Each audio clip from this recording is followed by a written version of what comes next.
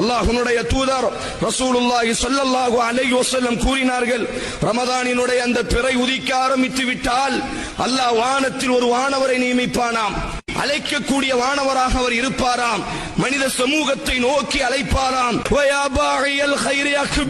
அடே பயணம் அங்கல்லடா, அடே பயணங்கள் டூ வீலரில் அல்லடா, அடே பயணங்கள் குத்தாலத்தில் அல்லடா, அடே இரவு நேரத்தினுடைய பயணங்கள் ஜாலியில் அல்லடா, அடே இரவு நேரத்தினுடைய பயணங்கள் ஆபாசத்தில் அல்லடா, அடே இரவு நேரத்தினுடைய பயணங்கள் படங்களை பார்ப்பதில் அல்லடா, அடே ரமதானினுடைய இரவு நேரத்தினுடைய பயணங்கள் கேரம் போர்டில் இல்லடா, அடே ரமதானினுடைய இரவு நேரத்தினுடைய பயணங்கள் கிரிக்கெட் விளையாடுவதில் இல்லடா, அக்பில் நன்மை செய்வதில் இருக்கிறது.